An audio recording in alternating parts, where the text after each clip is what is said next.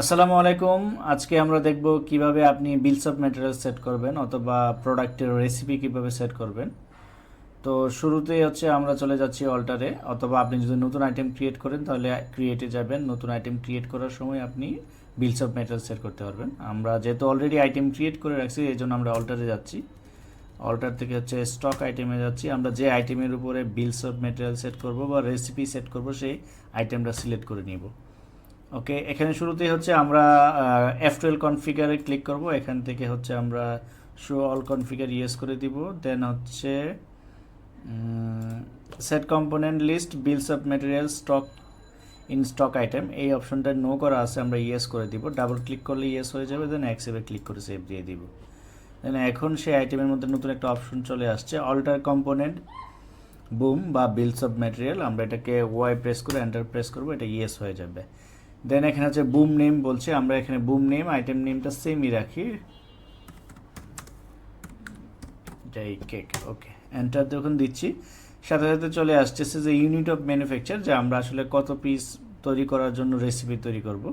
বা সচরাচর হচ্ছে সবসময় আপনি এক ইউনিটের জন্য চিন্তা করবেন, এক পিস অথবা 1 কেজি অথবা 1 লিটার তৈরি করতে আপনার কী পরিমাণ কম্পোনেন্ট লাগে বা আপনার কী পরিমাণ র ম্যাটেরিয়াল লাগে সেটাকে আপনি সিলেক্ট করে দিবেন। দেখে আমরা 1 ইউনিট দিচ্ছি, দেন এন্টার দিচ্ছি। সেটা যদি কেজি হয় কেজি নিবে, সেটা যদি পিস হয় পিস নিবে, লিটার হলে 1 লিটার নিবে। দেন হচ্ছে এখানে নেম অফ আইটেম লিস্ট দেখাচ্ছে যে আমার 1 কেজি ডাই কেক তৈরি করতে কি কি কম্পোনেন্ট কি পরিমাণ লাগে সেটা আমার এখান থেকে ডিফাইন করে দিতে হবে।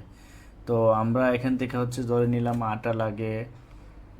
আচ্ছা, এখানে হচ্ছে দেখাবে আবার একটা গোডাউন সিলেক্ট করে দিতে হবে, যে আমার যখন প্রোডাকশন করব, প্রোডাকশন করার সময় আমার কোন গোডাউন বা কোন লোকেশন থেকে র মেটেরিয়ালটা কনজাম্পশন হবে সেই গোডাউনটা আমরা সিলেক্ট করে দিব। সচরাচর র মেটেরিয়ালগুলো ফ্যাক্টরি লোকেশনে থাকে। এখান থেকে আমরা ধরে নিলাম হচ্ছে আটা হচ্ছে 0.5 কেজি, মানে হাফ কেজি নিলাম। তার সাথে হচ্ছে বেকিং পাউডার লাগে, এটা ফ্যাক্টরি থেকে কনজাম্পশন হবে 0.10 ধরে নিলাম। ধরেন বেকিং সোডা লাগে, ফ্যাক্টরি থেকে কনজাম্পশন হবে 0.2 ধরে নিলাম। দেন হচ্ছে বার্লি লাগে, ফ্যাক্টরি থেকে আউট হবে 0.1 ধরে নিলাম। কেক জেল এটা দিয়ে দিলাম, ফ্যাক্টরি থেকে আউট হবে, এটা ধরে নিলাম 0.30। দেন আমরা ধরে নিলাম হচ্ছে চিলি পাউডার, এটা ফ্যাক্টরি লোকেশন থেকে আউট হবে, দেন হচ্ছে 0.1 দিয়ে দিলাম। দেন হচ্ছে ডালডা দিয়ে দিলাম, ফ্যাক্টরি লোকেশন থেকে আউট হবে 0.2 দিয়ে দিলাম। ডিম লাগবে, ফ্যাক্টরি লোকেশন থেকে আউট হবে, ডিম সাপোজ 2 পিস লাগে, ধরে নিলাম ফুড গ্রেড। ওকে,